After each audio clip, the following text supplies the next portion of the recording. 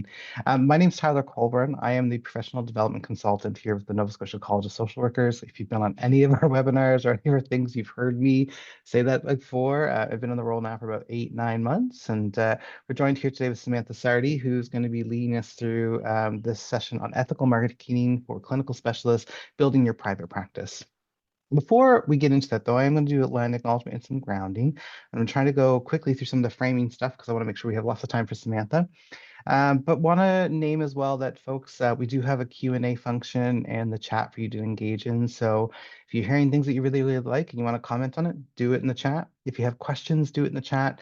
I can't guarantee we'll get to all the questions given we only have an hour here together, but what I can commit to is making sure that we're reviewing them. And if there's any questions that we can't get to, we can incorporate those into like other professional development or our blogs or online content, but please do engage in the chat. Please join me in this land acknowledgement as well. I want to acknowledge that the Nova Scotia College of Social Workers is located on the ancestral and unceded territory of the Mi'kmaq. I'm in Punamulkutijik, colonially known as Dartmouth, and at home right now. It is a very miserable and cold day out there, so I decided to stay home. But I feel really grateful to live in Punamulkutijik and have a life here with my partner. And it's important as we think about the land that we're on to recognize that the inherent rights of the Mi'kmaq were recognized in the Peace and Friendship Treaty signed with the Mi'kmaq, Maliseet, and the Passamaquoddy peoples from 1725 to 1779. And it's really important to note that this series of treaties did not surrender Indigenous land, resources, or sovereignty to the British Empire, but instead established rules for an ongoing relationship between nations. Canada later reaffirmed the treaties in Section 35 of the Constitution Act of 1982, and they remain active to this day. So as we do a land acknowledgement, as we ground ourselves in the land of Mi'kma'ki, it's important to consider that the many ways that white supremacy and colonialism, settler colonialism, are alive and present today in social work practice, in our relationships and systems and ideologies and policies. And I would argue that we don't do a very good job of doing nation-to-nation relationships with Indigenous folks and with Indigenous nations as well. So as we're in this session today, I'm hoping that you can hold on to an awareness of the land that we're on and also join us in the chat and say the land that you're on. Let us know where you're calling in from. I'm going to post some links here in the chat. And there's a really great resource here called Mi'kmaq Place Names. So if you want to check in with us, let us know where you're calling in from. When we acknowledge the land, we must also begin to acknowledge the wisdom of this planet and align ourselves with this truth. And so on this right is a graphic of a fingerprint and also a tree crosscut section of a tree. And just trying to mind the fact that, you know, humans and people are entangled with and very similar to nature that's all around us. And this quote here from Decolonial Futures on the bottom says, understand that the earth is not an extension of our bodies, it's the other way around.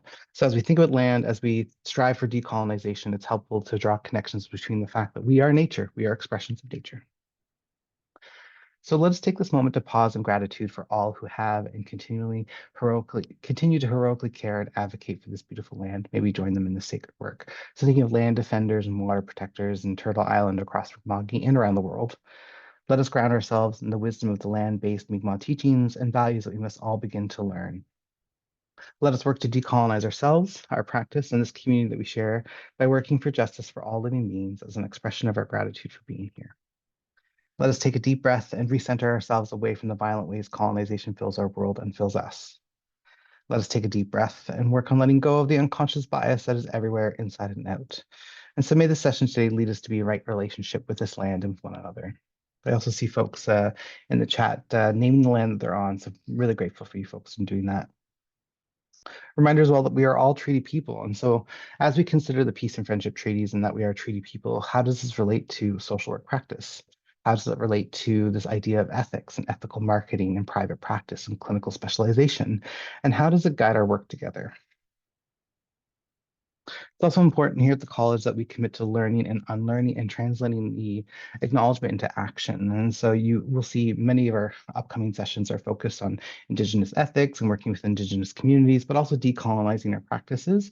And so it's not enough to just use big words or acknowledge the land before a session. We also need to be shifting the material conditions of settler colonialism so that we can have better relationships with Indigenous partners. Alongside our commitment to truth and reconciliation and decolonization, But on a parallel journey is the reparations for people of African descent. And I often try to call to mind the idea that the forces of settler colonialism are entangled with and parallel to the forces that led to this displacement and enslavement of people of African descent. And so we are committed to reparations here. There's a link in the chat there about our commitment to Emancipation Day reparations. And for us, though, at the college, that really looks like restitution, compensation, rehabilitation, satisfaction, and then guarantees of non-repetition. The history of people of African descent in Nova Scotia is marked by resilience, contribution, and profound influence on the province's social fabric. I think we have 52 distinct communities across this province, and in those communities we have the Black Loyalists and Maroons, the Southern American Black refugees. The legacies of these communities have indelibly shaped Nova Scotia's cultural landscape. Their stories, marked by perseverance in the face of adversity, are central to our shared history and necessitate both recognition and restitution. I'd encourage you folks to engage with the link around our commitment to reparations. If you have any questions, let us know. And also, it's really important as we consider ethical practice that at times we have to take a side and that we have to resist this idea of neutrality. Social workers are not neutral. Many of us are engaged in work that's directly connected to social justice, whether that's working with service users and clients, community, doing education. So I love this quote on the side here from Elie Wiesel. It says, "We must always take sides. Neutrality helps the oppressor, never the victim. Silence encourages the tormentor, never the tormented." So as we think about the rise of authoritarianism, fascism, the challenges that we're seeing across the world and here locally, it's important that we take a position, and our code of ethics help us do that. Reminder as well that you can track this as PD. This is, one of our mandated requirements, so this can go towards your social work ethics. But if you've already completed that requirement for this year, you can keep it as or put it down as formal professional development. I'm not going to go through the code of ethics because I know Samantha's going to be touching on the ethics in general. But just a reminder that this work today is guided by our code of ethics. That's from the CASW, but also our newly revised Nova Scotia College of Social Workers Code of Ethics. Primarily value 5, preserving integrity and professional practice, but also value 4, and value 6. Pardon me, you can probably tell that it's a Friday for me, and I just got back from vacation, and the jet lag is real. And again, our objectives today, we're hoping that we're going to shift some knowledge and new folks around marketing strategies for self-employed clinicians, and then also really reinforcing this idea of the inherent power dynamic that exists within ethical clinical specialization and private practice, hoping that you can build some skills around analyzing common self-promotion initiatives, apply an intersectional anti-oppressive lens in this work, and also shifting some values and worldviews and beliefs around this concept of ethical marketing. Oh, went too far ahead. With that, I will stop sharing my screen, and I'm going to pass it over to Samantha Sardi, who is a rad and fabulous clinical specialist in private practice and does many things, but I will let her introduce herself, and I'm going to kick it over to you, Samantha. Awesome. Thank you so much for the framing, Tyler. So, hi, everyone. I know I've met some of you before. My name is Sam. I use the pronouns she and her. And just like Tyler said, I'm also a clinical social worker. I'm practicing here just pretty close to where Tyler signed in from. I operate in private practice. I run my own business as well as I work part-time through the Nova Scotia Health Authority. And really passionate about supporting clinicians, peers, learners, newer social workers in both clinical practice as well as feeling good in how you promote yourself. So I'm really excited to get into the topic today around ethical marketing. It is a pretty ambitious endeavor that I have. I have a lot that I want to say and only have about a half hour, 40 minutes to really get through it. I'm going to try to end so we have time for questions. But yeah, if after, just like Tyler said, after the fact, feel free to contact him or I afterwards if you have any follow-up concerns or questions around the topic. Yeah, so I'm going to share my screen. I have a little bit of a presentation visual today, and just be mindful of your access needs. If you're probably doing this on your lunch hour, so if you need to kind of take a break or come back to it later, that is totally okay because this is going to be uploaded to NSCSW's YouTube. So just kind of take care of yourself as we go through the presentation because I know that sitting and listening can be a lot sometimes. Alrighty. So let's get into what we're going to be talking about today. So we all know that we're going to be talking about marketing strategies as well as our ethics as social workers. We're going to be covering, just the basics of marketing, what it is and the why behind it. I'll go over some of the common or most common marketing strategies that businesses use, and then raise some ethical concerns or considerations for our practice. It's important to note that also as clinical social workers, we have a very high standard when it comes to our code of ethics that may be different from other practitioners that may be seemingly doing similar work as us, such as like counseling therapists, psychology, etc. Sometimes you may notice some differences. So we'll talk a little bit about how that can be different as well.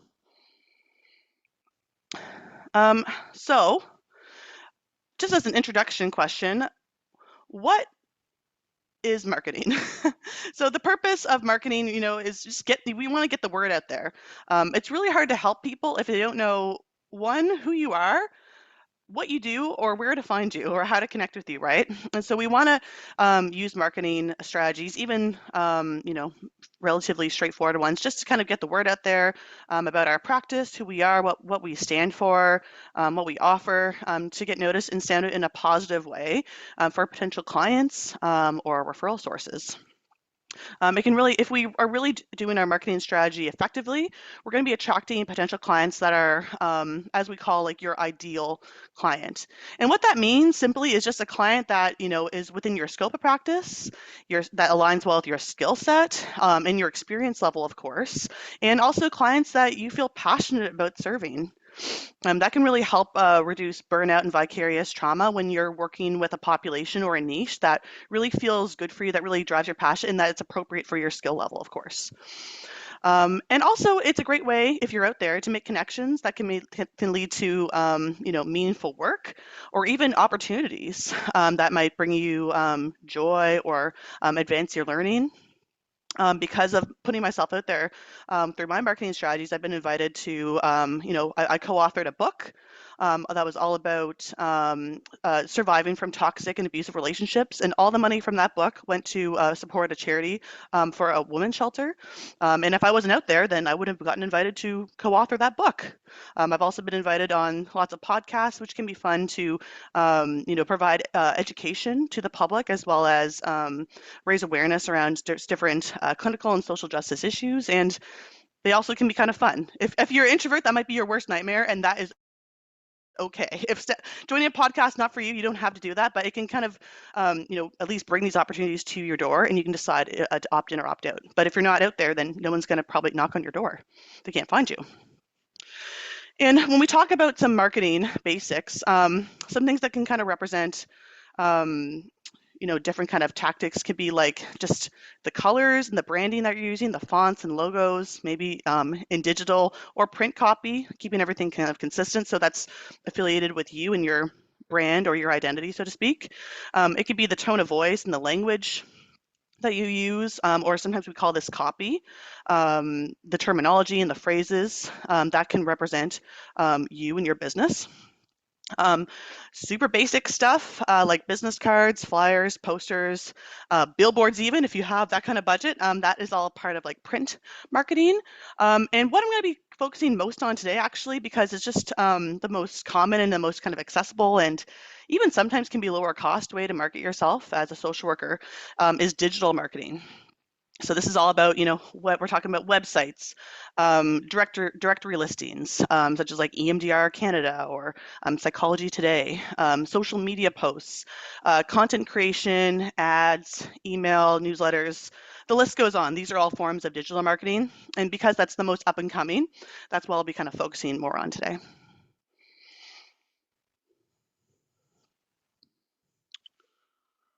Here we go.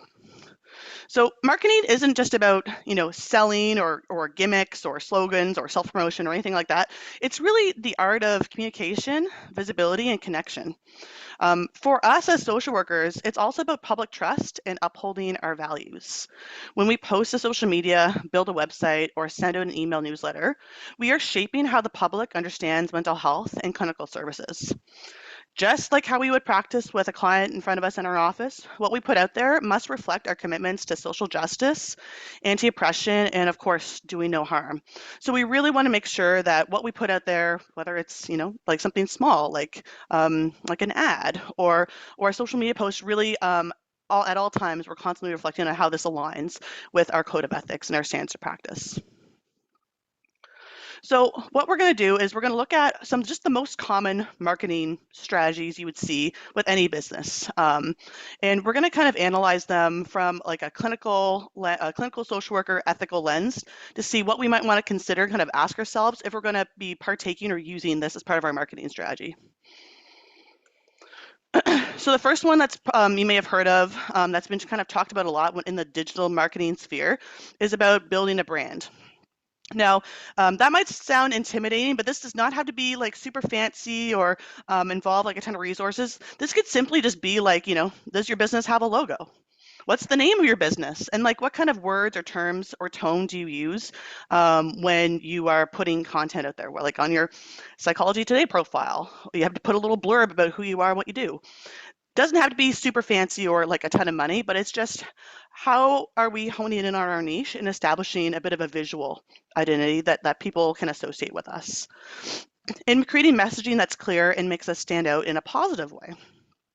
So effective branding should direct potential clients our way that feel good for our niche, our skill set, or that like ideal client we were talking about earlier, that is appropriate for us, that makes us feel good and passionate and excited to show up and do the work that we do, or that's meaningful for us.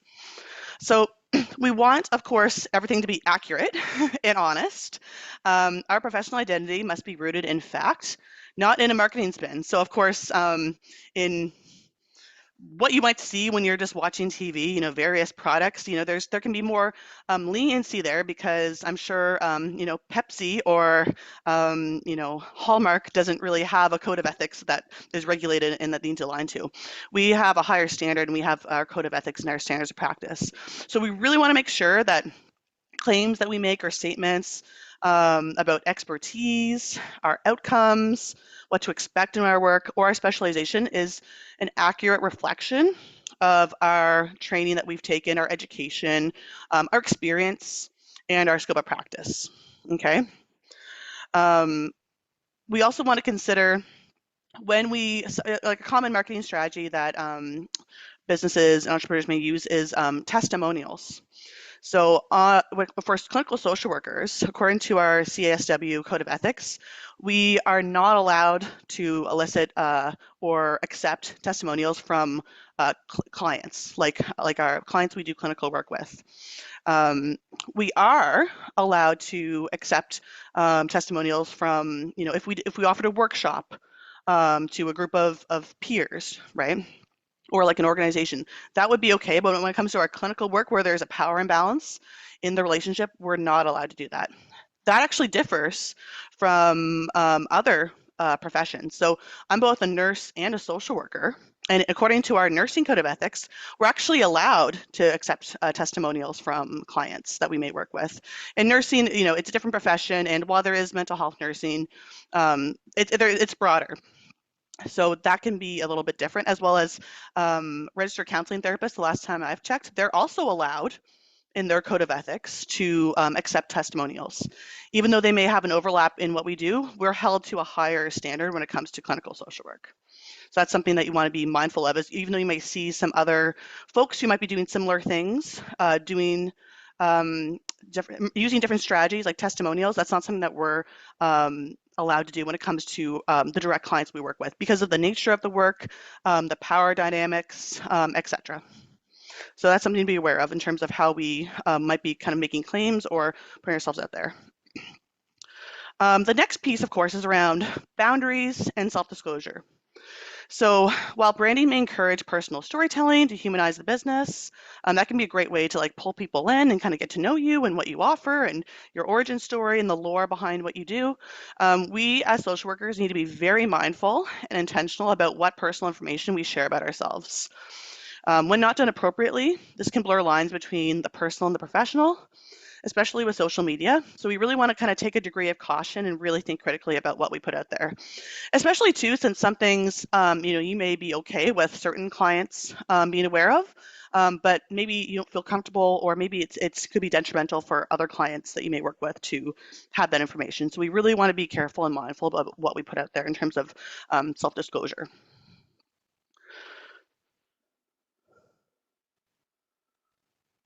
Okay, I just realized I got to double click to move the slides. That's why there's suspense in between. So here's some critical reflection questions that you may want to kind of ponder as you're building a brand or using this marketing strategy. So the first one is, are my branding materials accurately representing my credentials, my offerings, and my experiences, or my experience? And another one is, am I walking the line between professional warmth and appropriate boundaries? Oops. The next common strategy that a lot of businesses use, especially in the digital marketing sphere, is something called search engine optimization. Give me a thumbs up if you've heard of that, because some people have, and some people who may be newer to the digital world may not have, and that's totally okay. I see a few people have their hands up. So what SEO is how our website or our digital materials show up in search end results. So like, excuse me, like Google, for example. The SEO, if we're optimized, then we're going to be showing up at the top of all the listings versus like on page 50. So how that works is it involves using keywords that might match with what clients might search online to find you. So there's kind of like a bit of like research and thought involved into it. So for myself, like I might put like EMDR trauma therapist because I'm an EMDR certified therapist in the search engine because I want I love doing EMDR, and so I want people to find me for EMDR, so I might use that. Or maybe people might type in like anxiety therapy in Halifax, or social worker near me or whatever, and that if your SEO is dialed into that, you're going to pop up when someone searches that. So the ethical piece that we want to kind of reflect on is we want to be sensitive to, of course, the work that we do, the vulnerable populations that we serve, and the any stigma that could be involved in some of the issues that people might be coming to you for. So we really want to be mindful of language when we set up our SEO. Optimizing for certain terms could inadvertently reduce complex human experiences into marketable labels. If you're hiring someone to do this for you, which I'm sure many of you would, because it does involve some trial and error, and it is a lot of work to kind of dial it in. You just want to make sure that you're reviewing what the person or the business you're outsourcing to do this work for you is putting up there, and making sure that it's like appropriate and ethical and aligned with your values and what you stand for. We also want to be mindful of any misrepresentation of what your offerings or like the risk associated with it, for example. So like, as you can tell, like EMDR trauma therapist or like anxiety therapy in Halifax, like that's like very like simple and broad, right? So because it involves simplifying language for the best results, we want to make sure that we're not oversimplifying services in ways that could be misleading for clients or the public about what therapy, for example, entails or what outcomes they can expect. Just a brief note on AI. So a lot of folks may use AI or like programs like ChatGPT, which is an AI-run program to help them do this, or to help develop aspects of their website or your digital copy, or even social media, for example, which we might get into later. I could do a whole workshop on the ethics of AI. So we're not going to get into that today, but there are some concerns around the use of AI because of the resources it uses. So again, I'm just going to kind of put that out there. And if you want me to do a workshop on that, maybe just let me know in the comments or follow up with us later, because there's a lot there. Not enough to cover today, but I just wanted to acknowledge that can be kind of a bit of an ethical issue when it comes to using AI or like ChatGPT. So here's some questions again that we want to reflect on as clinical social workers when we're engaging in SEO. Am I using language that honors client dignity and complexity? Does my site prioritize clarity without sacrificing accuracy and nuance? Because the nuance matters, as we know.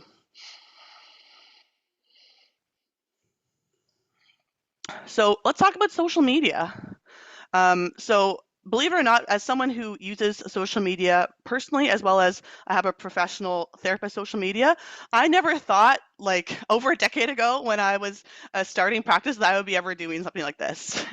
Like I never thought that I would do that. And even up until a few years ago, it was something that was like very intimidating and like scary for me and just felt like, I don't know, it just at first felt very vulnerable to put yourself out there in this way for all to see. So know that if you have these feelings about it, it's okay. And this isn't something that is necessary for you to be successful in your business or private practice.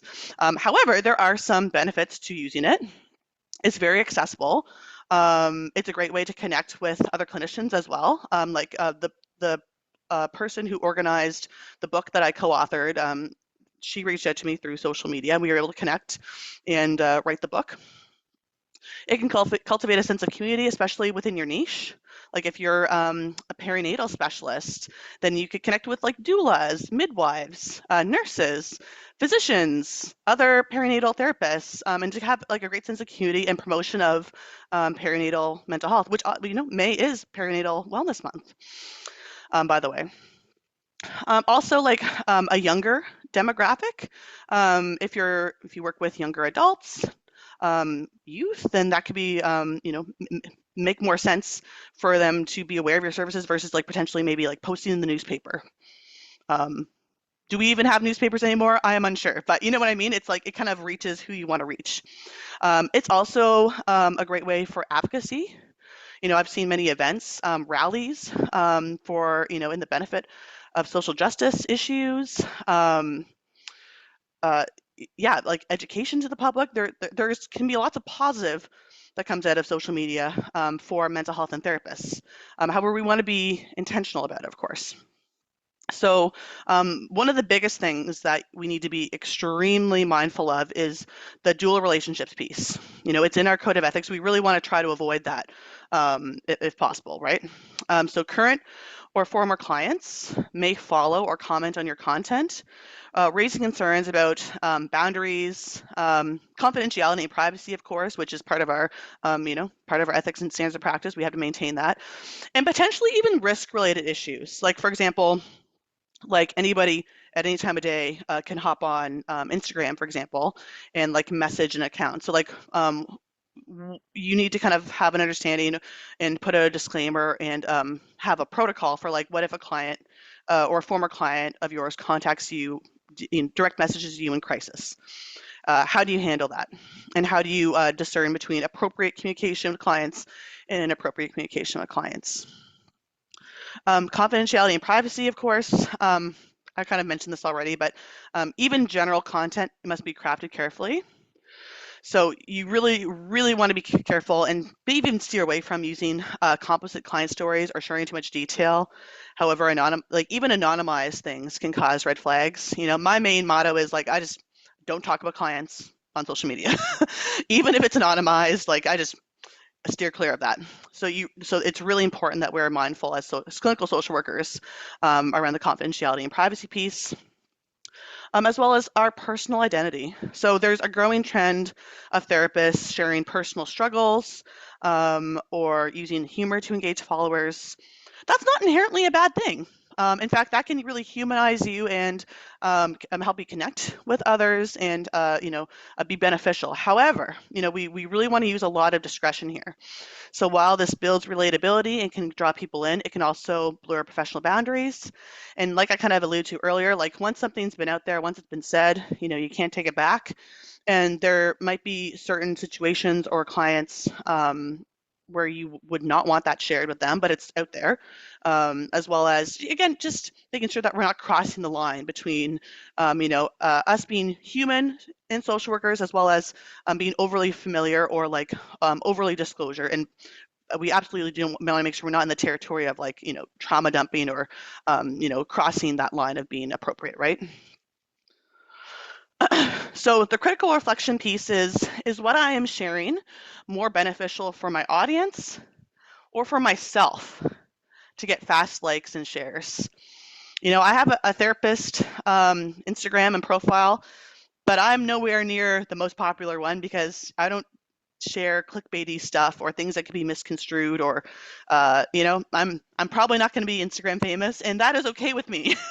I just want my content to be a reflection of our ethics and to uphold our professional identity, integrity, and to provide some good information and show people where to find me. But I'm not sharing and creating any like clickbaity or content that's just used for my own self-serving purposes. Um, and also you want to wonder, could my content be misunderstood or misapplied by someone in distress? This is something that I go over a lot, especially if I'm just making a post about like, here are some things to understand about OCD, for example. I always have like a very thorough, critical lens around like, is it possible that this could be misconstrued, misunderstood, really mindful of language, what I share. And so we don't want to kind of post things on a whim or do it really quickly or have AI just do it for us and then post it, right? We really want to have this critical reflection piece on our social media content, what we share, what we post, because once it's out there, it's out there. And, we can take accountability for mess steps, of course, but once it's there, we can't take it back. It's on the internet forever. Okay. On that note, talking about content creation, so it is does hold hands with social media, but it can be even bigger than that. So like blogs. Sometimes therapists will make print materials and post them on like Etsy or like shops to sell to clients or other therapists. Videos, etc. It can be pretty big. Content marketing allows clinicians to share their experiences in digestible, educational formats, positioning themselves as trusted guides before clients even book an initial appointment. It can help destigmatize mental health and offer hope.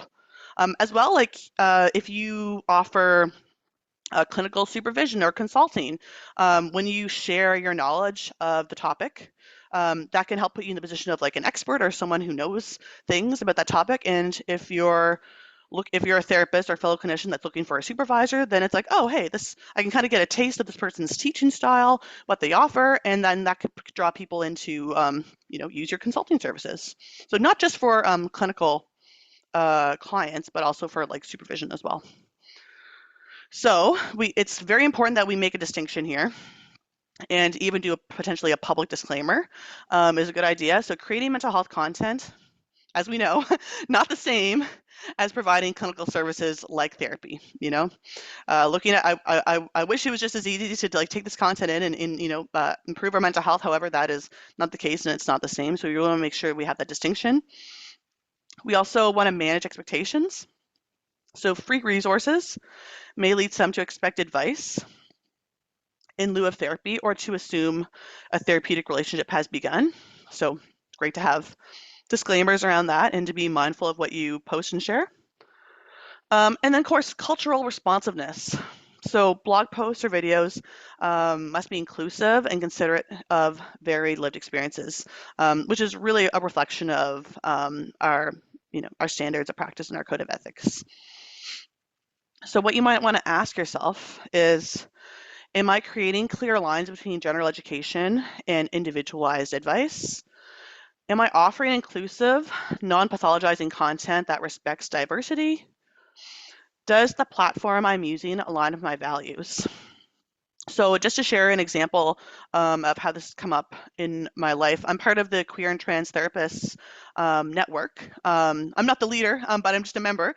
And about a year ago, one of our organizing members and their partner we're creating a website for our directory. So folks who are looking for queer trans therapists can find us.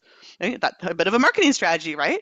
And then when the website was about to be launched, one of our leaders shared this with us, and one of the members noticed that the host of the website, I believe it was Wix, I think, but that was, putting the website up there, was known to be funding Israel in the genocide.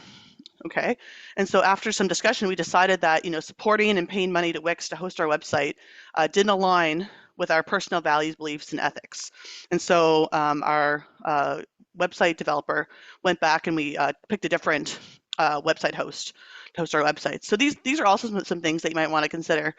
Our ethics might not just be about what we say and what we put out there and how we portray ourselves to the public, but also what we're funding or what we're supporting. Email marketing, another very common and relatively simple and easy strategy. So I'm sure many of us have gotten newsletters before from common businesses like with the place you buy shoes from, or Walmart or any of these big companies. It's very popular to use the strategy to promote sales and deals and etc. And as social workers, we could also use this as well. It's a quick and easy way for us to notify potential clients or referral sources what we got going on. Are we doing a fundraiser for a cause that's meaningful for us? Are we doing a group session coming up? Are we accepting new clients, or what are we up to? Did we hire somebody? This is a great way just to kind of communicate, hey, this is what's happening. Think of us, or feel free to reach out to us if you are interested in what we're doing. So it goes directly to your audience. And it's, again, it's a helpful way to kind of stay top of mind when it comes to, referral sources and work. So of course, you want informed consent is really important. So you want the email list to be opt-in and not just put people on there without their consent. And you also want to clearly describe what the subscribers will receive, as well as confidentiality is key. So, you want to make sure that if you're using a platform like MailChimp to put this out there, that it's compliant with our Personal Health Information Act and privacy, that's compliant with HIPAA, as well as there's not going to be any kind of leaks or accidents in terms of like everyone's email being put out there, or any unintended breaches of privacy. You want to be aware of that. So some reflection questions you might want to answer if you're going to use the strategy. Is my email content consistent with my therapeutic tone and my professional presence? Am I transparent about what people are signing up for and how I'll use their data? So I covered some of the most common strategies that businesses typically use. A lot of them are digital marketing. But here, if any of that is just like kind of too much for you right now, or you want some other ideas, here are some tried and true ways to kind of help get the word out there. And so here's just a few kind of suggestions. So you could launch a podcast or be a podcast guest. That's a great way for people to kind of, hear what you have to say, and it's your voice, and you're talking to people, and they can kind of get a feel for what you're like and your vibe. And also you can share some of your expertise, your knowledge, and so that can help build trust with folks and say, hey, yeah, like Sam really knows what she's talking about when it comes to EMDR, right? You could also cold call folks, like you could cold call potential referral sources, introduce yourself and say, hey, this is what I do. You are connected to this. If you have any potential clients, send them my way. You could do that. You could drop off packages at potential referral sources, like maybe with your business card, maybe some coffee in it, and be like, hey, just so you know, I opened a new clinic. Here's where to find me. If you have any questions, reach out. You might want to kind of tailor that to areas where your ideal clients may kind of frequent. So like family physician offices are popular, or maybe if you specialize in perinatal mental health, maybe you can reach out to the midwives, make sure that's okay. You could, if you worked with veterans, you could touch base with like the Legion. You kind of want to have some insight on where your clients hang out and connect with those places, really. You could sponsor an event, like Run for the Cure or a conference. Usually when you sponsor something like this, there's a sponsorship package, so you get your name out there, or you're acknowledged in some way.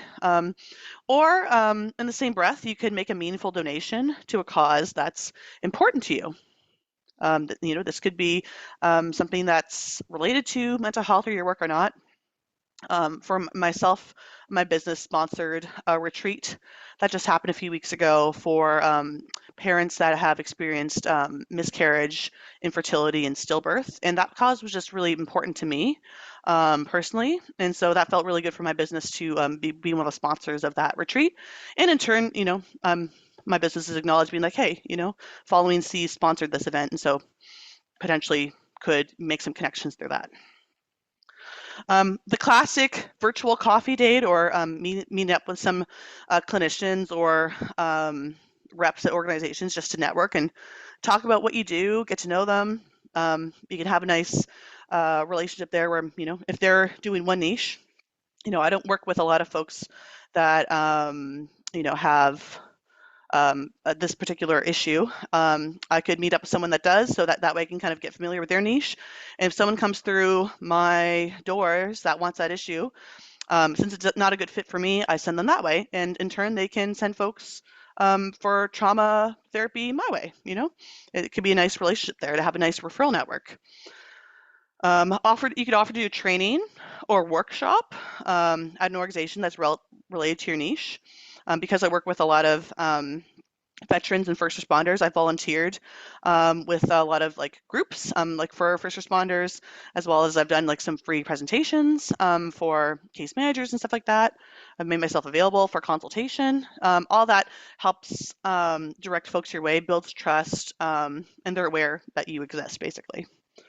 You can attend networking events that are for business owners or for therapists, and just be active in the world. Put yourself out there.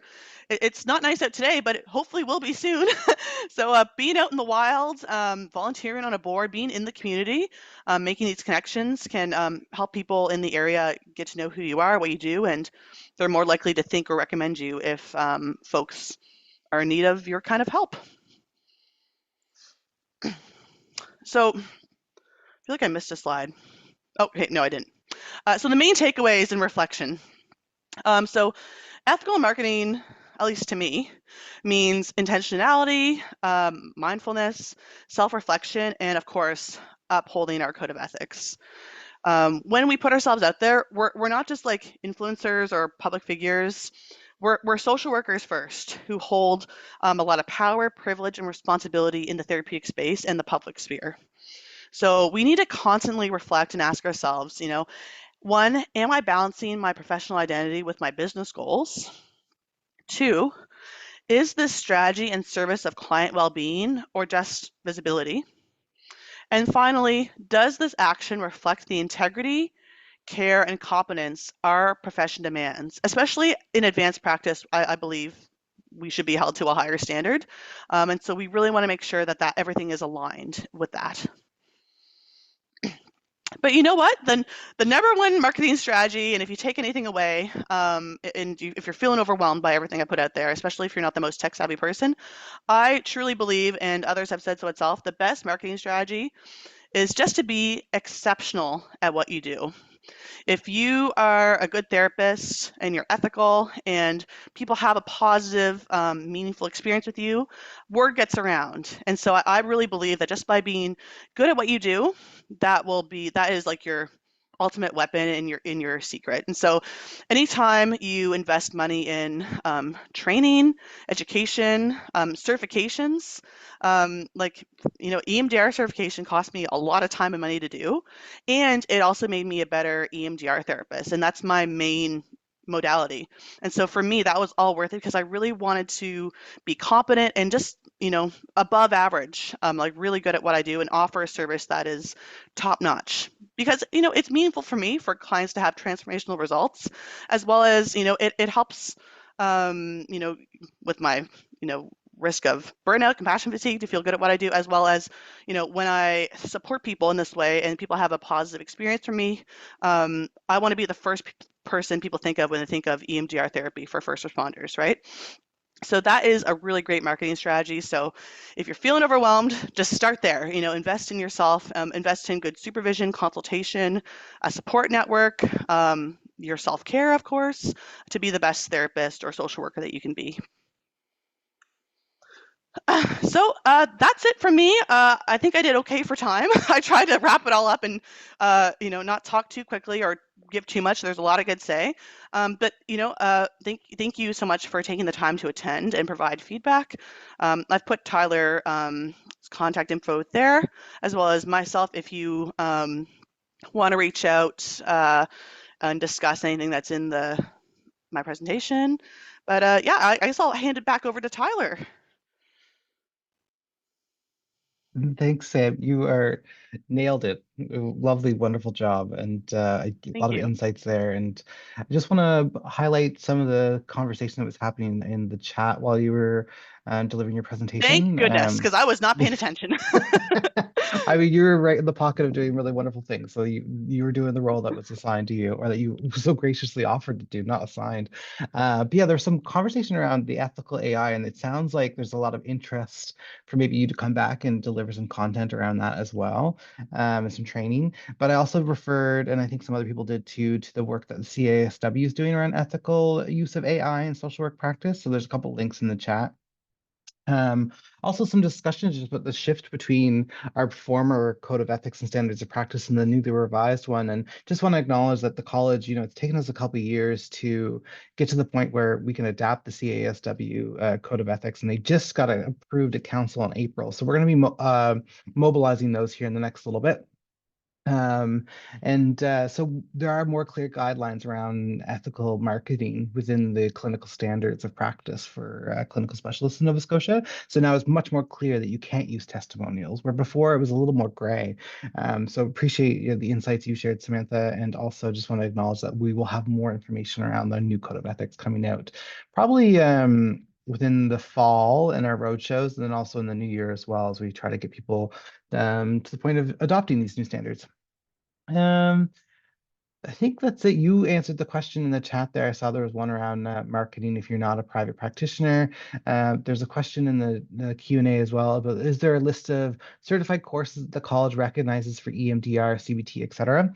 We don't accreditate or evaluate clinical specialization modalities. We do evaluate, as far as I understand, courses offered in the academic sphere, so at the BSW, MSW level for people who are becoming clinical specialists, but it's really on the clinical specialists and social workers to evaluate the offerings out there. There's so many.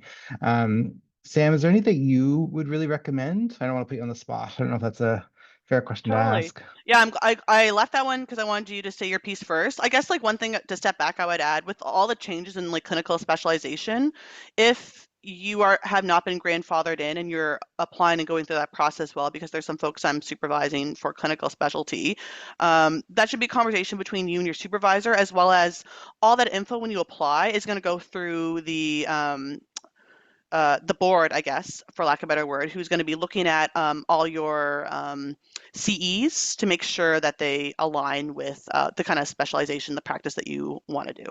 Because as Mhm. clinical social workers, we need to make sure that we have the appropriate training for the types of issues we treat. So yeah, if you don't have any couples training, don't do couples. So that type of thing.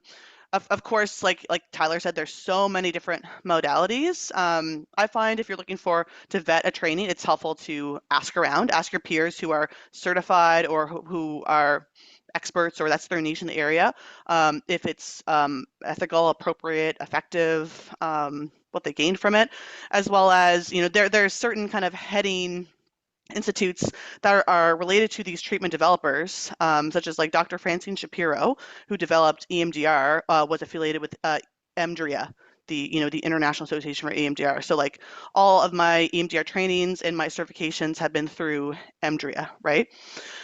Same with like when I became a certified prolonged exposure therapist, I went right to the source, Dr. Enafoa's institute through the University of Pennsylvania to get my certification in like all the supervision training through her.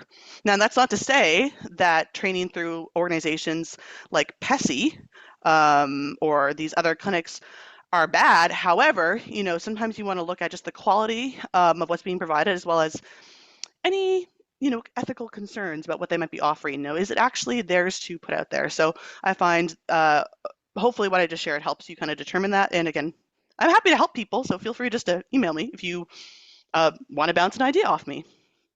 Mhm. Thank you for that, Samantha. And also, I think Bria is always available for answering any questions around this, as Bria Simon's our associate registrar, who is fabulous. But also, clinical supervision is a really important point of this clinical specialization and doing that kind of work. And so our code of ethics are clear around like consultation and making sure that we're receiving supervision when we have questions like that. So, as social workers, we should be supporting each other where possible. So yeah, definitely reach out to others within your network or other people that you maybe admire or have benefited from their work to gain some insights into what's worked for them.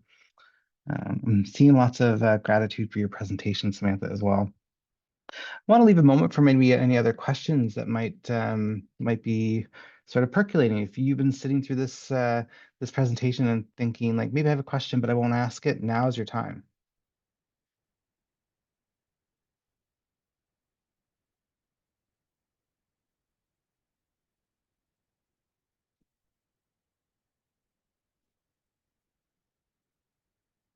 Love sitting in social work silence.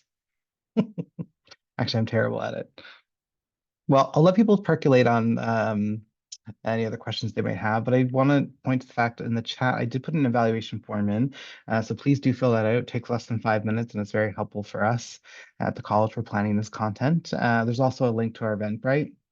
One of the things I want to point to is that tomorrow we have our AGM. And so if you go to our Eventbrite, you can register for our AGM if you're interested in attending. We currently have, I think, 120 people registered, which is really amazing.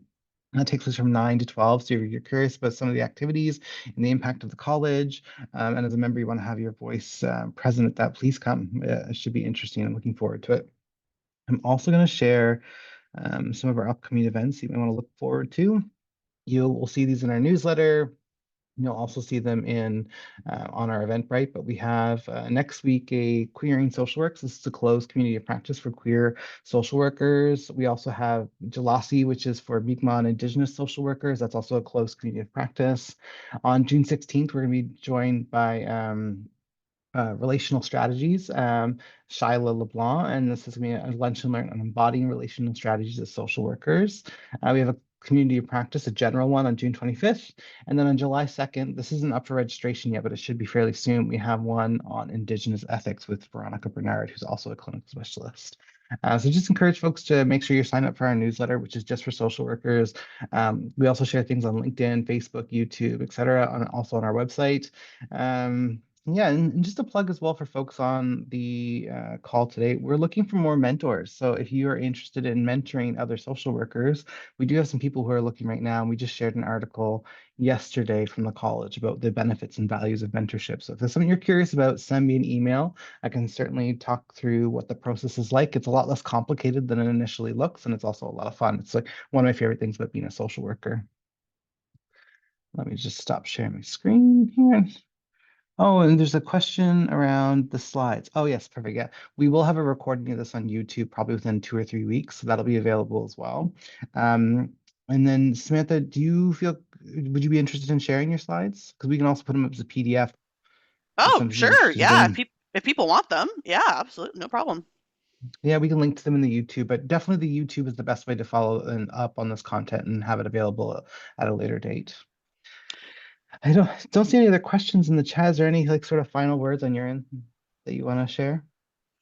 Um, yeah, for the person that asked about the slides, they're also I wrote an article which kind of like summarizes my presentation, at least most of it too. So like that will be another way to have it in written format. When's that coming out, Tyler? Probably next month. We have a bit of other Okay. connections content to go, but I did forget about that. Thank you for the reminder. Yes, Samantha summarized a lot of this into an article that'll be really helpful for folks to have to reference later on. Yeah, I Mm. wasn't sure that was going to be out sooner or not, but no. My final words is, yeah, marketing in itself can be overwhelming, as well as we're all very conscientious of our licenses and our code of practice, and we just want to feel good about how we put ourselves out there and make sure it aligns. So it truly is an art and like a skill. So don't hesitate to reach out if you need some support, and it's normal to sometimes feel intimidated or overwhelmed or have questions around things. So that is all normal. And thanks everyone for coming. Yeah, absolutely. Yes, thank you, everyone.